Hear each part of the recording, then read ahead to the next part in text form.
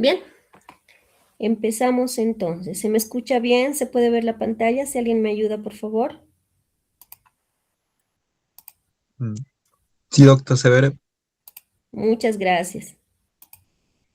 Bien, entonces ahora vamos a impartir lo que es el tema de consideraciones de las morfológicas de la dentición temporaria. Entonces, nosotros eh, tenemos dos tipos de denticiones y muchas veces la dentición temporaria suele ser la que menos importante es según nuestra cultura, ¿no? Por el mismo hecho de que la dentición de leche se va a ir perdiendo, como va a haber recambio, y muchas veces no le dan la debida importancia a los papás. Entonces, ese paradigma ya se ha cambiado ahora. ¿Y por qué tenemos que tomar en cuenta y también tenemos que enfatizar mucho con los pacientes esta parte de la conservación adecuada de las piezas dentarias temporarias? ¿No?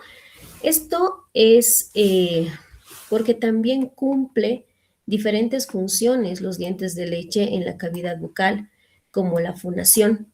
Cuando estamos hablando de fonación, imagínense un niño de 4, 3 años, 5 años, sin los dientes anterosuperiores. Entonces, la lengua apoya en la parte posterior, en las caras palatinas de los dientes anterosuperiores, para pronunciar algunas consonantes. Entonces, va a cumplir una función de fonación las piezas dentales, porque van a servir de apoyo para que se pronuncien consonantes. Así también para la conservación del espacio. Cuando nosotros estamos realizando, por ejemplo, una exodoncia de uno de los primeros molares en edades tempranas, antes de su erupción, por ejemplo, antes de los 7 años, 8 años, inclusive 4 años, cuando ya no hay remedio, nosotros tenemos que colocar un mantenedor de espacio, porque esa pieza dentaria que se está extrayendo, ¿no? Es un elemento que va a mantener la longitud del arco. Entonces, si nosotros extraemos esa pieza dentaria, un primer molar, imagínense, superior, inferior o un segundo molar, si no colocamos un mantenedor de espacio, por naturaleza y fisiología, los dientes se buscan, es como si se quisieran apoyar. Entonces, o se distalizan y se mesializan cerrando el espacio. Entonces, cuando estamos haciendo exodoncias, tenemos que considerar también esa parte. Si nosotros bien en la clínica, después de la exodoncia, no vamos a poder colocar un mantenedor de espacio, es importante que a los papás indiquemos que lo debe llevar a un consultorio, a posgrado, pero que es muy necesario que se utilice un mantenedor de espacio. Es muy importante para la masticación. Cuando nosotros encontramos varias lesiones de caries en los niños, eh, lamentablemente no va a haber una buena trituración, no va a haber una buena en los incisivos, un buen desgarre. Entonces, en la masticación, y cuando las lesiones de caries son muy extensas, donde hay lesiones de caries no tratadas que han derivado a una pulpitis, los niños no mastican bien y por eso también su alimentación está en base a lo que son carbohidratos y no proteínas. Entonces, por ende, va a haber una alteración en el desarrollo y en el crecimiento de ese niño. La parte estética, ¿no? Aunque básicamente la parte estética va ligada con la parte psicológica y la parte emocional. Cuando no tienen dientes en la parte anterior o están con lesiones de caries, etcétera, pueden hacerles bullying en el colegio, entonces, o en la misma casa inclusive. Entonces los niños tienden a taparse lo que es la boquita o no sonreír, ¿no?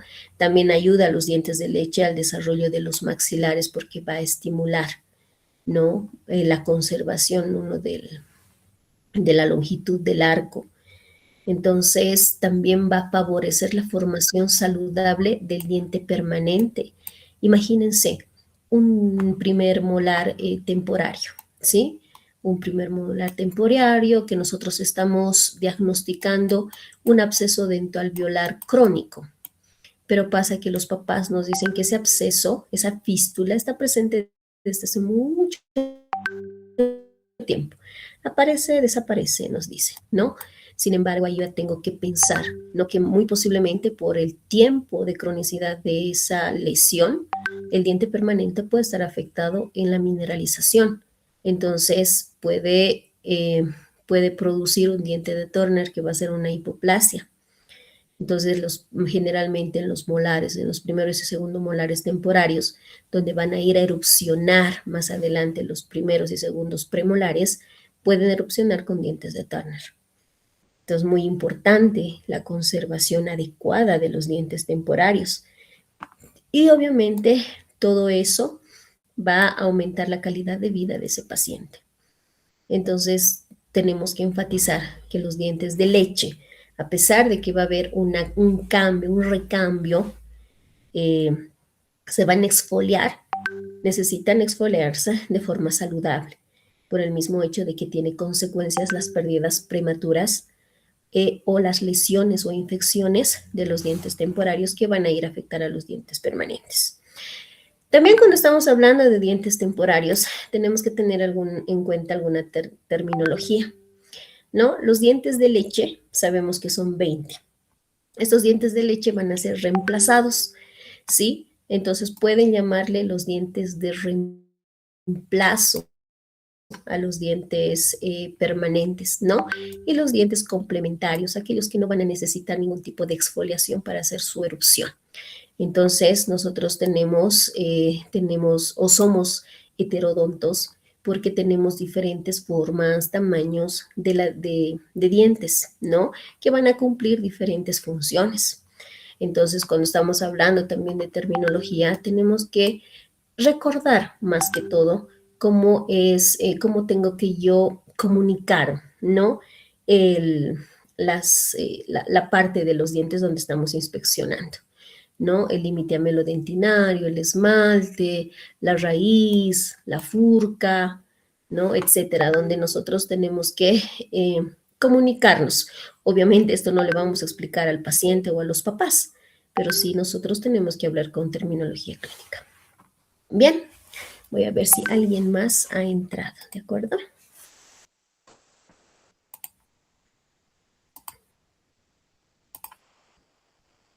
Ok, gracias. Vamos a ver, admitir. Ok.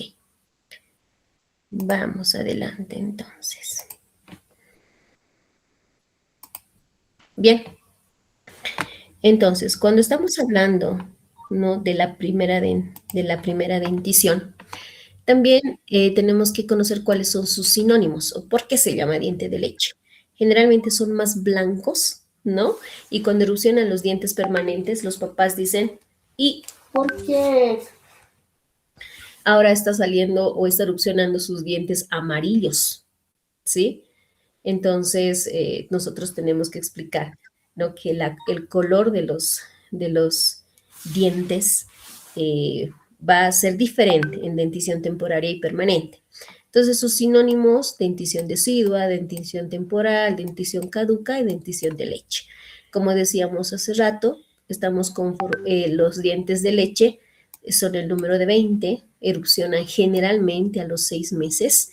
Y cuando erupcionan, tenemos que tener en cuenta que las raíces aún no están formadas, que se van a terminar de formar y cerrar las raíces alrededor de los 2.5 años o 3 años.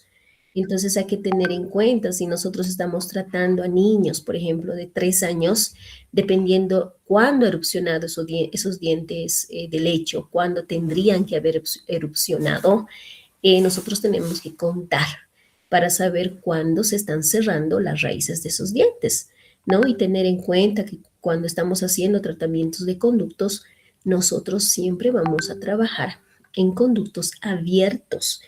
Y es por eso que cuando estamos haciendo la instrumentación suele sangrar y muchas veces nos confundimos porque en endodoncia, en dientes permanentes, decimos voy a obturar cuando el diente no tenga olor, dolor y sangrado, ¿no?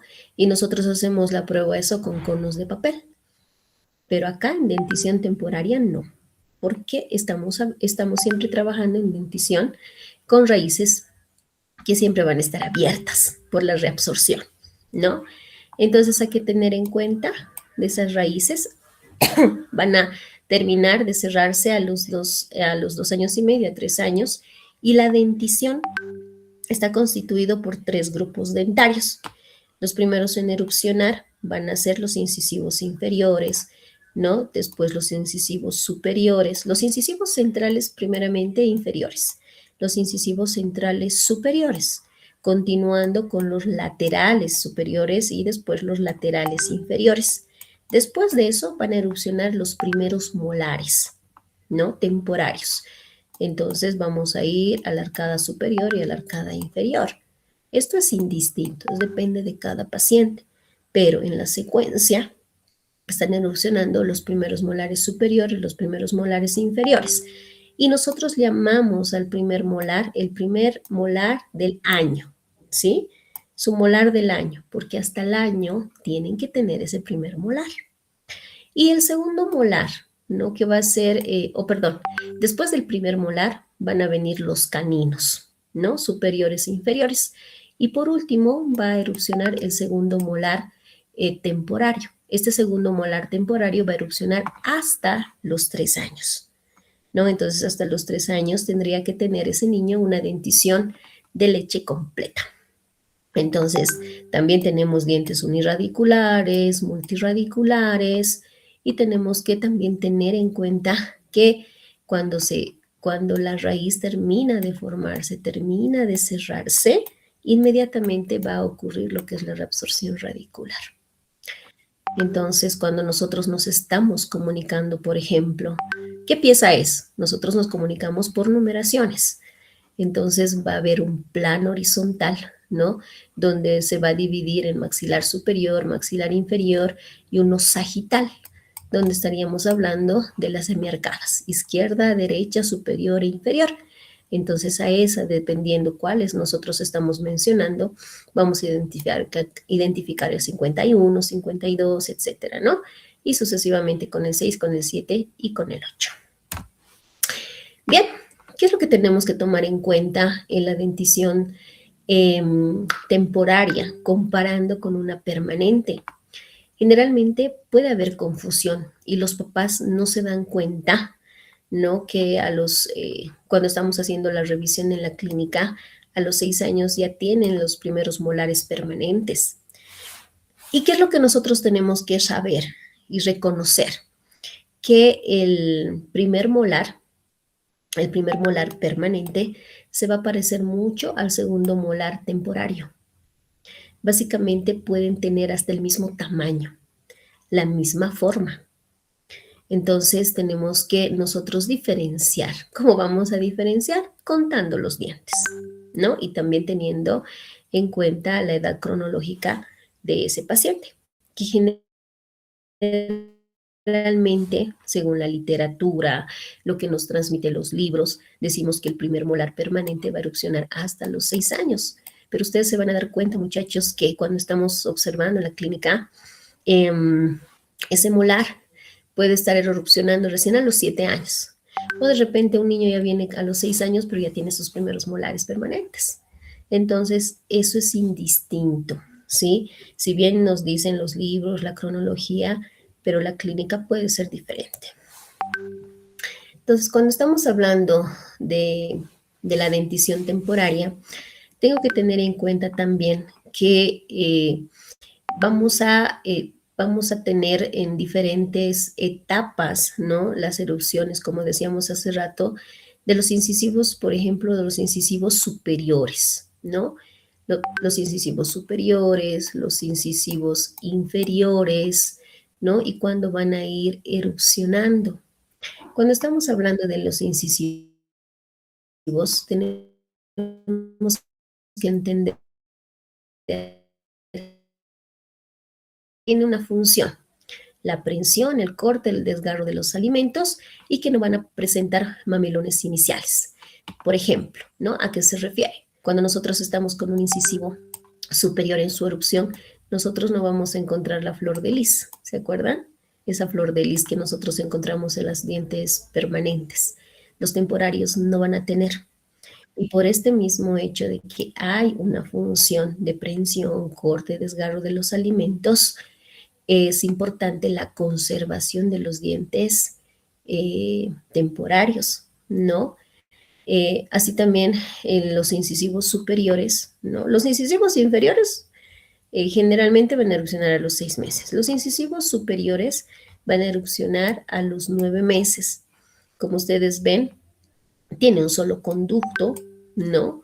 Es más ancho en sentido mesiodistal, lo van a ver más cuadrado, la raíz va a ser más cónica y obviamente va a ser el doble de largo, ¿no? De la corona, ¿no? Y esta inclinación o la inclinación de la raíz va a ser hacia vestibular. Entonces va a haber una ligera inclinación hacia vestibular porque los incisivos superiores o los incisivos permanentes van a estar a ese nivel y como va a estar por detrás, va a producir una reabsorción radicular a este nivel, ¿sí? A ese nivel. Los incisivos laterales, los laterales superiores, erupcionan entre los 11 y los 7 meses. Es más alto que ancho, inclusive es mucho más delgado, ¿no?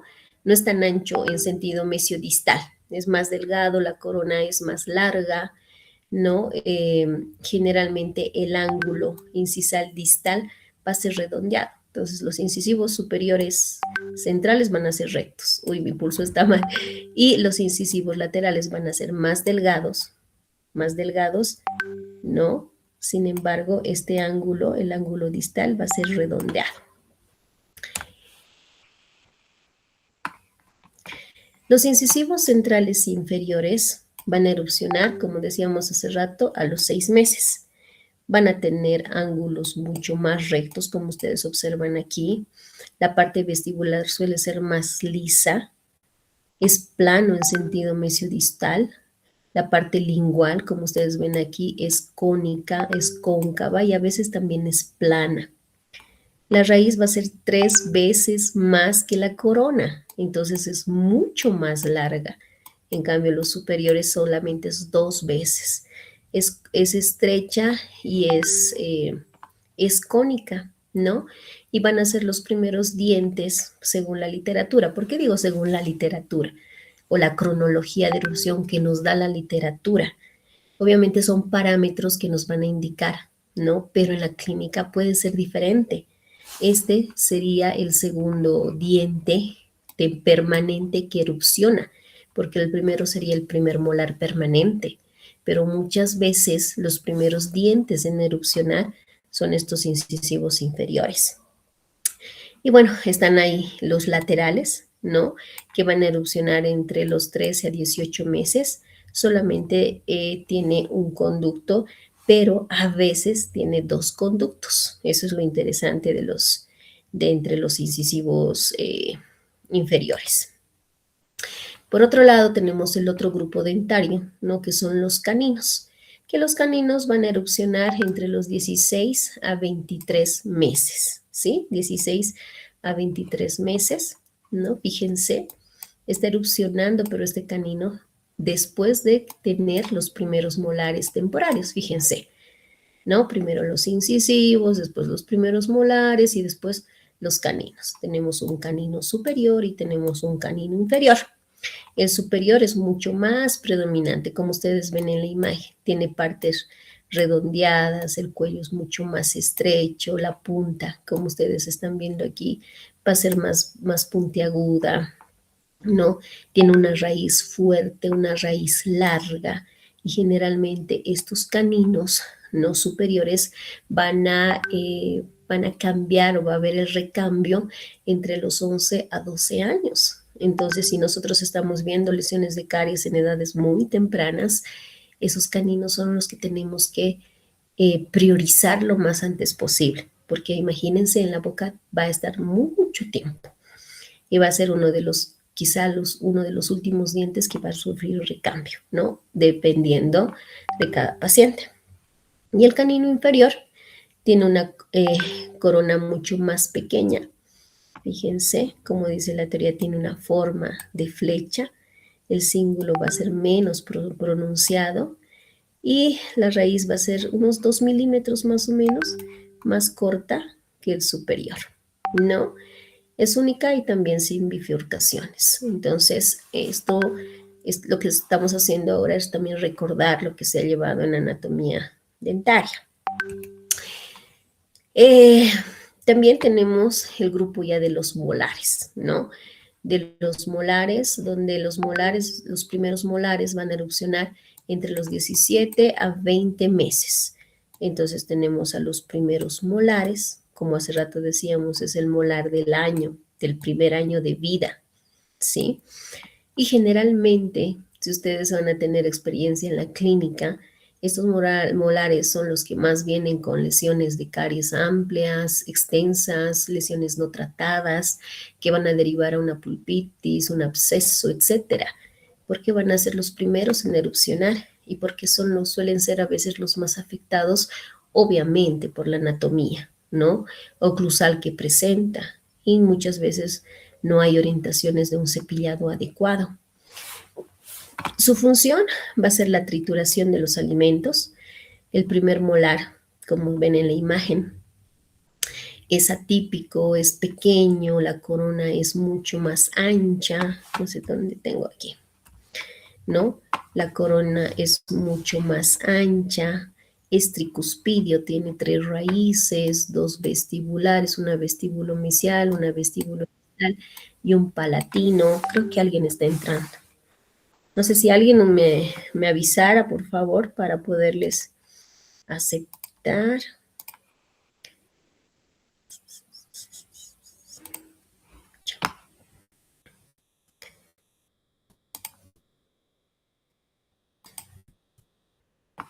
¿No? Entonces, como decíamos, es atípico, pequeño, la corona ancha y corta, tricuspidio, 3 raíces, 2 vestibulares, una mesial, una distal y una palatina, ¿no? Entonces, ese es el superior. En cambio, el inferior, como ustedes van a ver aquí, la corona es mucho más ancha en sentido mesiodistal, es más voluminosa por vestibular. Entonces, cuando nosotros estamos realizando la adaptación, por ejemplo, de las coronas metálicas, es lo que esta parte es la que más nos dificulta. Entonces, podríamos realizar un poquito de tallado a ese nivel. Los segundos molares superiores, como decíamos hace rato, van a erupcionar hasta los 3 años, ¿sí? Entre los 27 y los 32 meses. Es parecido al primer molar permanente, fíjense la anatomía. Entonces es fácil que se puedan confundir. Entonces siempre hay que contar, ¿no? Siempre hay que contar. Primer molar, segundo molar y el primer molar permanente, porque suele confundirnos esa anatomía y como es casi parecido el mismo tamaño, igual. Entonces presenta también en el molar inferior y el molar superior. Molar superior igual, tiene 3 raíces, ¿no? 2 vestibulares, una palatina. En cambio, en el inferior solamente 2 raíces, pero estas 2 raíces tienen 3 o 4 conductos, ¿sí? Hay que tener en cuenta mucho. Inclusive en el molar superior, a pesar de que tiene 3 raíces, puede tener hasta 4 conductos, generalmente en el vestíbulo mesial, ¿no? Entonces, los segundos molares, lo más importante y llamativo que tiene o tiene el tubérculo de Carabelli, que también hace de que nuestras adaptaciones de las coronas puedan tener un poquito más pueda ser más dificultoso, ¿no? Pero no imposible. Entonces, ahí está, ¿no? La anatomía del segundo molar superior y el segundo molar inferior.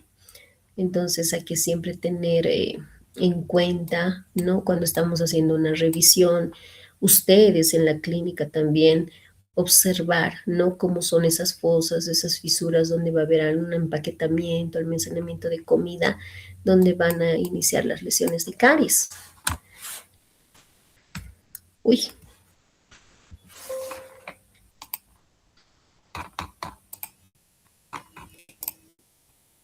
Estamos aquí.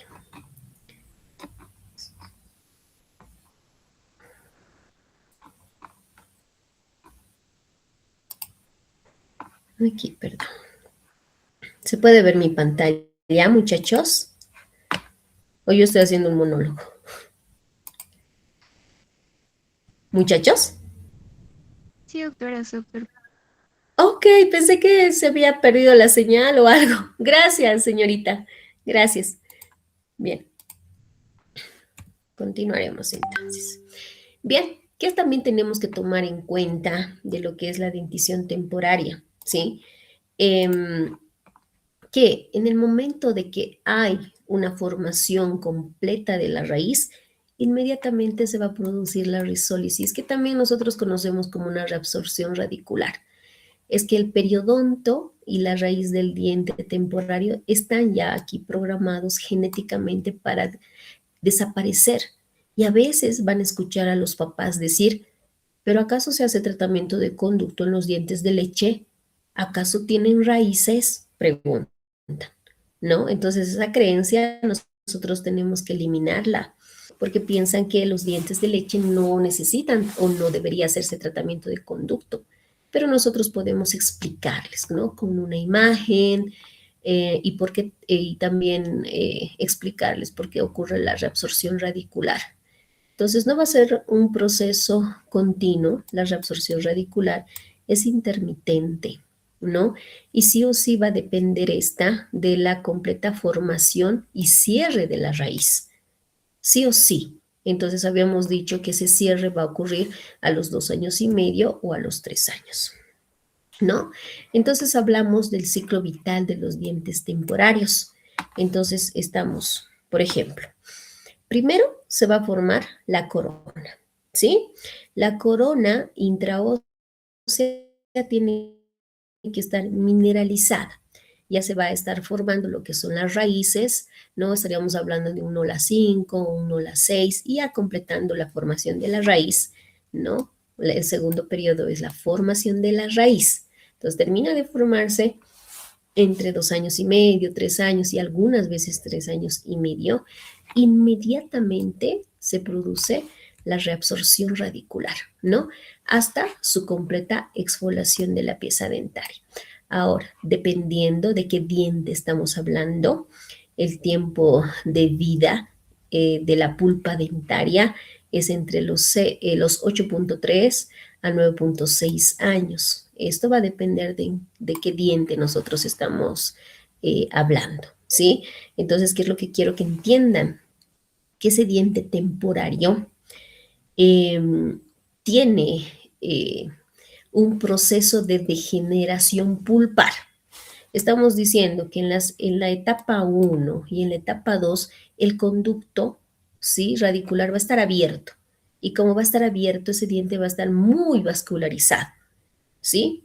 Entonces el paquete vasculonervioso va a estar, es grande, es grueso, es potente y por lo tanto tiene mayor capacidad de defensa ese diente.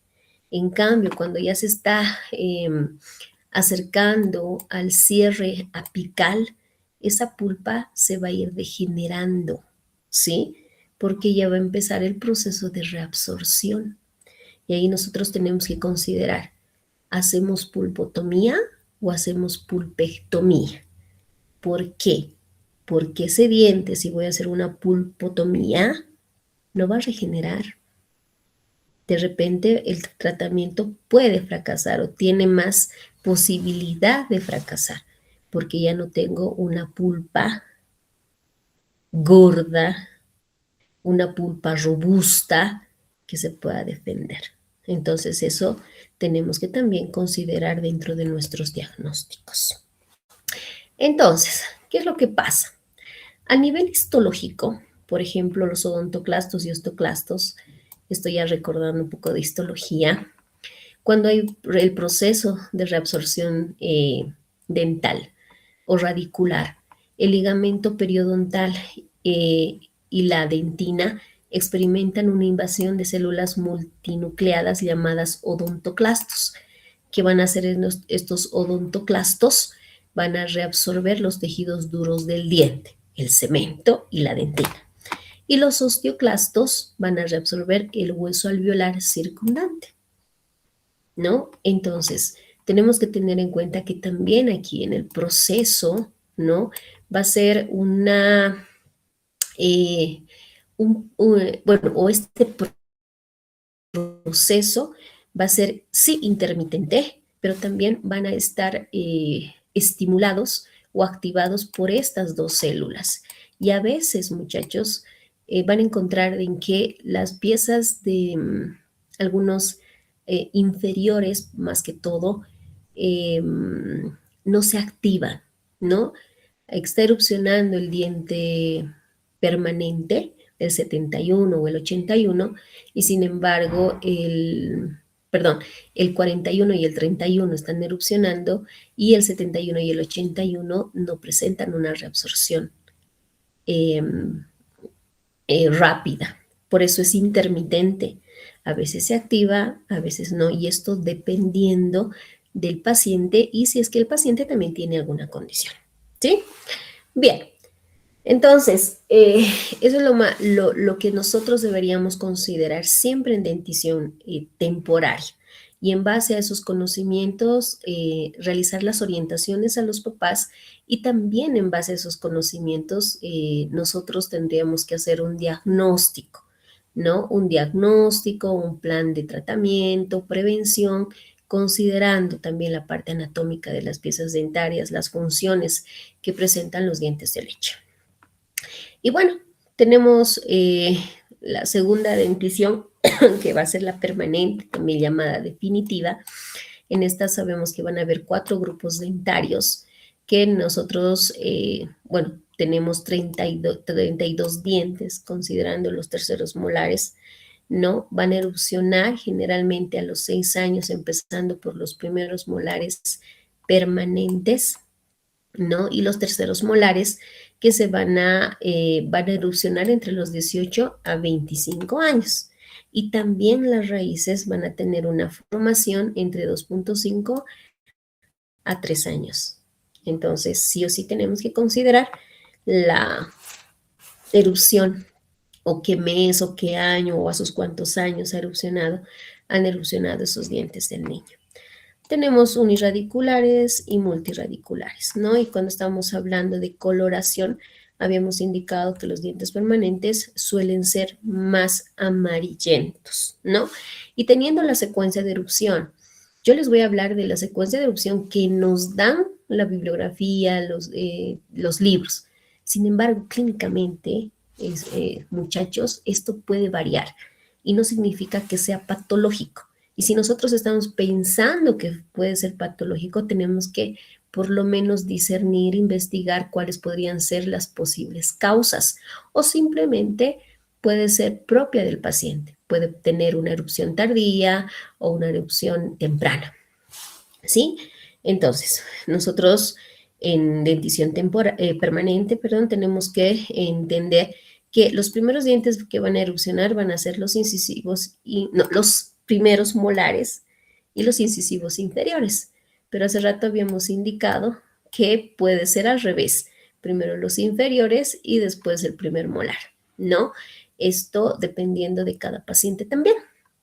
Después de los incisivos inferiores van a ser los centrales inferiores, van a ser los incisivos laterales inferiores y después van a ir a los incisivos superiores, ¿no? Superiores centrales, laterales, después va a haber un recambio de lo que son de los primeros y de los segundos molares temporarios a los primeros y segundos premolares, que van a erupcionar entre los 10, 11 años, ¿no? Después de eso van a venir lo que son los segundos molares permanentes y por último, los segundos molares permanentes y también los caninos, ¿no? Y también por último, va a erupcionar lo que son los terceros molares permanentes. Entonces, esta secuencia puede variar dependiendo de cada paciente. No siempre va a ser patológico. Entonces vamos a tener algunas diferencias entre las denticiones, lo que tenemos que tener en cuenta. Los dientes primarios o los dientes de leche, ¿sí? Son más pequeños y la corona y la raíz es más pequeña. Entonces, cuando están erupcionando los dientes permanentes, obviamente ese diente permanente se va a ver enorme en una boquita chiquitita y muchas veces va a erupcionar con malposición, apiñamiento, giroversión, etcétera, ¿no? Y los papás directamente van y quieren hacer extraer el diente de al lado que está interfiriendo en la posición del diente, pero eso es un error si nosotros realizaríamos una exodoncia. Tenemos que explicarles a los papás que ha habido un espacio pequeño y al erupcionar el diente permanente, ¿no? Se ve más grande y obviamente esa erupción va a estimular el crecimiento de la longitud del arco, ¿no? Los dientes temporarios también, como decíamos hace rato, son más blancos, más azulados y los permanentes suelen ser más amarillentos. Tenemos rasgos coronales de los dientes de leche. Por ejemplo, los dientes temporarios en oclusal. Vamos a ver. Uy, a ver, vamos a ver si puedo hacer una cara oclusal. Ok. En sentido vestibulolingual, ¿sí? Son mucho más estrechos. Son más estrechos. En cambio, en la relación son más anchos en sentido mesiodistal, tanto los primeros molares y los segundos molares temporarios. En cambio, los primeros premolares y los segundos premolares que van a hacer su erupción van a erupcionar en un espacio que si ha habido conservación de estos primeros molares y segundos molares temporarios, van a erupcionar en un espacio adecuado, ¿sí? Porque suelen ser más no tan anchos en sentido mesiodistal. Presentan áreas de contacto, los dientes de leche no van a presentar puntos de contacto como los dientes permanentes, sino van a presentar lo que son áreas de contacto donde estas áreas van a ser más planas y más amplias. A nivel radicular, ¿no? Las raíces carecen de un tronco radicular. En los dientes temporarios, ¿no? Las raíces van a ser mucho más convexas. ¿Por qué convexas? Porque van a albergar a lo que es el germen permanente. Entonces, cuando nosotros también estamos haciendo una exodoncia o estamos realizando lo que es un tratamiento de conducto, tenemos que tener en cuenta la cercanía que tienen las raíces del diente temporario con el permanente, porque si nosotros no realizamos un buen diagnóstico, un buen plan de tratamiento o la longitud, si estamos instrumentando la longitud de trabajo radicular, podemos estar instrumentando al diente permanente, ¿no? O en caso, si nosotros estaríamos haciendo una exodoncia y nos sacamos una radiografía, en algunos casos muy extremos, hasta puede extraerse, ¿no? El diente de leche conjuntamente con el germen permanente. Eso sí tenemos que tener mucho cuidado. Dentro de los rasgos pulpares, ¿sí? Dentro de los rasgos pulpares vamos a entender que va a haber el tamaño de la cámara pulpar, por ejemplo, va a ser mayor, ¿sí? Va a ser mayor comparado con los dientes permanentes.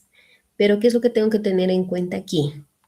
Que el cuerno mesiovestibular va a ser más prominente. Por lo tanto, ¿qué quiere decir eso?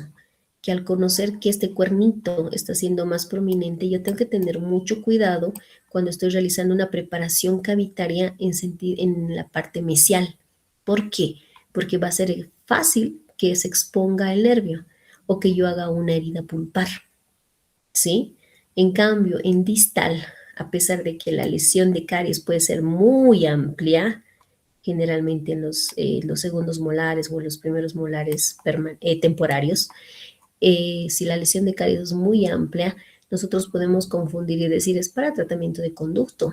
No, suele ser muchas veces que aquí se ha formado lo que es una dentina de defensa, ¿no? Y la pulpa está como si se hubiera, ay, no he encogido, no encuentro la palabra, pero hay un puente dentinario que está separando. Entonces, en los dientes temporarios, la profundidad de la lesión de caries no nos tiene, ¿sí? Que no nos tiene que gobernar en el diagnóstico. ¿A qué me refiero? Que a pesar de que puedan haber lesiones de caries muy profundas, la, la pulpa se ha defendido, ha formado una dentina de defensa terciaria o esclerótica, ha formado. Entonces no necesariamente necesitamos hacer una pulpotomía o una pulpectomía, sino tenemos que ver si este tejido que se ha formado por la pulpa, que es un tejido de defensa, una dentina terciaria esclerótica, eh, está activa. Si está dura esa dentina, a pesar de que está profunda, ese diente todavía sigue vital y no necesito ir a tratar lo que es la pulpa. Directamente puedo hacer una obturación. Por eso les indico, muchachos, la profundidad de la lesión no siempre va a ser para realizar un tratamiento de conducto o una terapia pulpar. Tenemos que ver en la radiografía, tenemos que valorar clínicamente, ¿no? Entonces, y bueno, los conductos de la dentición temporaria de los molares van a ser irregulares, ¿no? Por eso también estamos nosotros aplicando en la clínica la técnica, el LCTR o el NIET, que es la pasta CTZ o las pastas medicamentosas, por el mismo hecho de que el conducto suele ser más complejo, ¿no? Suele tener el complejo el sistema de conductos es muy complejo de los dientes temporarios. Entonces, pero el CTZ también tiene que ser bien aplicado. También otros rasgos histológicos, ¿no? Que tengo que tener en cuenta del diente temporario es que va a estar menos calcificado. El esmalte va a estar menos calcificado, ¿sí? Y si encuentro un esmalte menos calcificado, me está diciendo que es más poroso, es más permeable. Entonces, por eso también tengo que tener en cuenta en escoger qué tipo de material voy a colocar. Si voy a colocar un ionómero o una resina, porque ese esmalte, al ser poroso, al ser permeable y al colocar yo ácido grabador, lo que voy a hacer es descalcificar más, aumentar sus poros más. Y más adelante, si estoy colocando resina, se va a observar más fácil microfiltraciones. ¿Por qué? Es por eso. Porque es el ácido grabador que hace. Produce microcavidades, ¿verdad? Porque la resina tiene una retención micromecánica, no química, micromecánica. Y eso le ayuda el adhesivo. Sin embargo, tengo que considerar también que la dentina tiene un grado de contracción. Entonces, si contrae, se va a contraer hacia adentro. Por lo tanto, va a haber más microfiltración. Va a contraerse en la parte interna y por lo tanto puede haber fractura del esmalte. Entonces, también el tener en cuenta el grosor y la calcificación del esmalte del diente temporario me tiene que hacer escoger el mejor material para, para esa dentición, ¿no? O para esa calidad de esmalte. Tiene menos espesor dentinario, suele ser más blando, por eso las lesiones de caries también, si el esmalte tiene menos espesor, la dentina tiene menos espesor, obviamente la lesión de caries va a avanzar más rápido, ¿no? Pero las lesiones profundas, por ejemplo, en los dientes temporarios comparado con un diente permanente, si yo estoy haciendo una preparación cavitaria en un diente permanente, el diente permanente va a doler al frío, a la fricción, al tacto, a la exploración, va a doler. En cambio, el diente temporario no va a doler, no duele el diente temporario. Obviamente tengo que yo reconocer, ¿no? qué es una dentina reblandecida, qué es una dentina esclerótica, qué es una dentina coriácea que yo tengo que mantener y recién obturar para hacer una remoción selectiva, por ejemplo. Estos dientes temporarios son menos resistentes a las infecciones. A veces los papás vienen y te dicen, en el examen clínico podemos encontrar necrosis, podemos encontrar fístulas. Sin embargo, el papá no se ha dado cuenta porque el niño no se ha quejado. Entonces, la resistencia a es menos resistente a las infecciones y menos sensibilidad dentinaria. Es por eso también que las lesiones profundas en los niños a veces no les duele y no es necesario, no es tan necesario colocar anestesia. Y también es menos sensible y por eso derivan a necrosis o abscesos dentoalveolares crónicos sin que los papás se hayan dado cuenta y sin que el niño también se haya dado cuenta. Bien, entonces tenemos que tener en cuenta que los dientes temporarios y los dientes permanentes son diferentes, ¿sí? En el sentido de la composición del esmalte, de la dentina, eh, el tamaño de la pulpa, la forma de las raíces, no van a ser versiones pequeñitas de un diente permanente. Tienen esas características que ustedes a lo largo de la clase han entendido que van a ser completamente diferentes y también su respuesta a los tratamientos van a ser también diferentes. Entonces, por este mismo hecho, por la parte histológica, las lesiones de caries van a avanzar mucho más rápido. El complejo dentino pulpar acá se va a defender, por eso encontramos lesiones de caries muy amplias en niños que no tienen sensibilidad o que se han generado una dentina esclerótica. Si comparamos eso con un diente permanente, el diente permanente, si hay una lesión de caries inicial y yo estoy produciendo lo que es una fricción con la fresa, va a doler porque los túbulos dentinales son más amplios, los odontoblastos también son más gordos, más grandes, la parte nerviosa también está más desarrollada en el diente permanente. Entonces no es lo mismo, no es igual, el comportamiento va a ser diferente y por eso también el diagnóstico, los tratamientos también van a ser diferentes en ambas denticiones, ¿no? Entonces, cuando estamos hablando del esmalte, continuar que tiene el esmalte menos espesor, ¿no? Aproximadamente de 0,5 a 1 milímetro en todo el diente. Imagínense lo delgadito que es. Además de ser delgado, es poroso y es permeable. Por eso las lesiones de caries avanzan mucho más rápido, ¿sí? Pero también el diente tiene esa capacidad de defensa, de una defensa más, o se defiende más rápido, ¿no? Tiene esa capacidad de actuar, de formar una dentina esclerótica, una dentina de defensa más rápida. Eh, también la capa prismática del esmalte, ¿no? Y esto también nos hace entender cuando estamos utilizando el ácido grabador, no es lo mismo que un diente permanente, ¿no? Entonces puede haber una capa prismática, o sea, los prismas del esmalte tienen que estar uniformes, nos van a dar amortiguación en el momento de la masticación, ¿no? Y tienen que tener diferentes direcciones.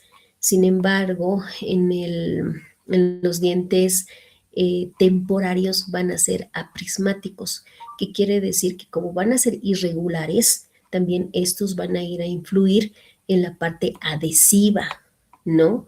Entonces, por eso les digo, tenemos que nosotros escoger qué material vamos a utilizar conociendo cómo es la parte o cómo se comporta ese esmalte, cómo es su composición del esmalte, cómo se están disponiendo estos prismas, que sí, de alguna manera va a alterar el grabado y va a alterar lo que es la parte adhesiva. Esto hablando de las resinas. Entonces, cuando estamos hablando de menor densidad de la dentina, ustedes ven aquí ¿no? Imágenes microscópicas y también un esquema donde estamos viendo la densidad por milímetro cuadrado de los túbulos dentinales. Entonces, por estos túbulos dentinales, ¿qué van a venir? Los odontoblastos, acompañados también de un paquete nervioso, ¿sí? De una fibra nerviosa, que en los dientes temporarios esas fibras nerviosas no llegan, ¿no? Hasta el límite amelodentinario. Entonces, por eso también se indica que los dientes temporarios no presentan tanta sensibilidad, pero por el mismo hecho de que la dentina es, es más permeable, ¿no? La lesión de caries también va avanzando más rápido. Y como es más permeable, también las toxinas bacterianas van ingresando más rápidamente a la pulpa. Y cuando estamos hablando del grado de mineralización de la pieza dentaria, esta mineralización va a ocurrir intraósea, ¿sí? Una parte y extraósea, otra parte. Intraósea, cuando estamos en las diferentes etapas o fases de formación del esmalte, ¿no? La etapa de mineralización es la última, ¿no? Que también se llama de calcificación. Entonces, en esta etapa, ya básicamente el diente está apto para erupcionar. Entonces, eh, dependiendo del grado de mineralización, ¿no?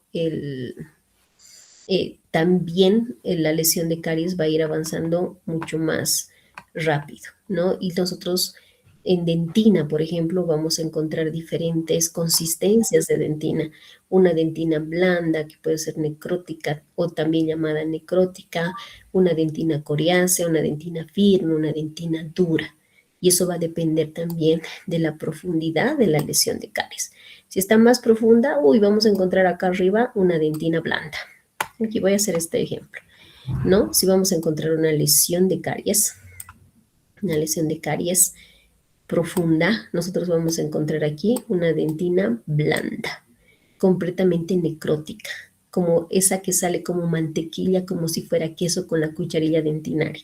Esa dentina no presenta sensibilidad, pero sí presenta mayor cantidad de microorganismos.